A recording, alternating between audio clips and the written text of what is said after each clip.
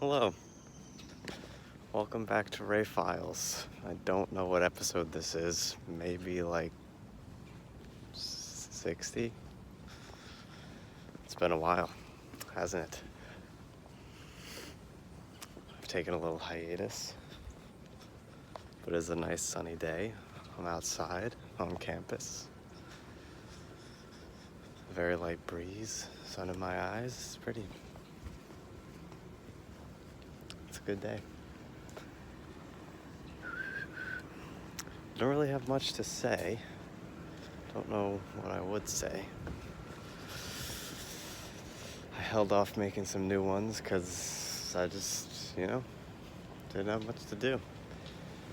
Wasn't sure what content you filers were looking for. Don't have any new stories. Probably do. Alright, I'll just talk about, I got a project for my podcasting class, but also check this out. Very pretty. My project is that I need to create a 5-minute story. A little news story. But I'm not sure what kind of story I want to do. I've been refining my ideas. So I think what I want to do is a little story on classical musicians. And I can interview my voice teacher,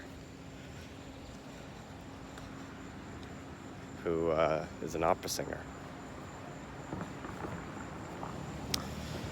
He might be able to. I need to get 2 interviews. So who those 2 people are changes. I also don't know what the stakes are.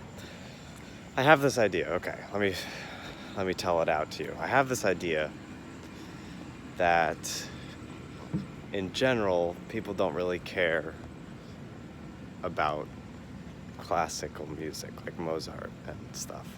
Like, they'll listen to it as something to listen to, but not to actually listen to, like something they would listen to while doing homework. But I disagree with that, I think. Well, it doesn't matter about disagreeing. I don't disagree with how people listen to music. I just don't listen to music like that. And I think other people don't realize how much they actually do like classical music. For instance, like if I were to play in my podcast the opening to The Marriage of Figaro, The Barber of Seville, I think most people would recognize it because it's a pretty common tune that's used in a lot of movies and stuff. So I think like these classical music little motifs are much more popular than people believe. I don't know. It's not really that interesting, I guess. I just don't know who I would interview. I was also thinking about doing a little segment on O-Tours, which is gamer speak for people who go to tournaments and lose in double elimination. Which would be a funny little news segment, but there's also no stakes in that. Like, what are the stakes? Unless the stakes are... Maybe I should do a little research and see, because there's a local near me that I've went to one time and was an O-Tour at. And I wonder if that local is having trouble. Because with COVID, like, there weren't really any tournaments around, So it makes me think.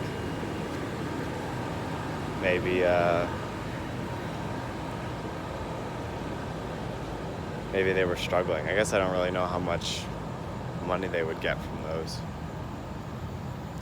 Interesting. Very interesting.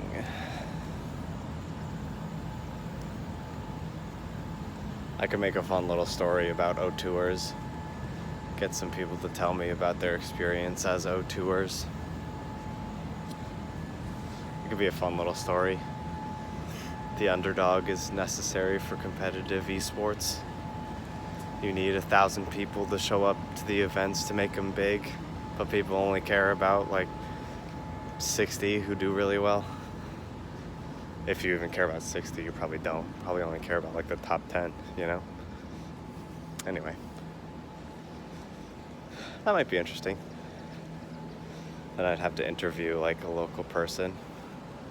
Could be cool. Thanks for the idea. Maybe I'll start making these Ray files again. It's good. You know, I guess this is a little experiment. All right, editorial. Mindfulness. It's good to be mindful. And I guess I treat Ray files as like a way for me to, well, recently I haven't, which is probably why I stopped. Because I like cared about my 2 viewers, which shouldn't be how it is. It's like, wow, my content is so boring. Why would you even watch this?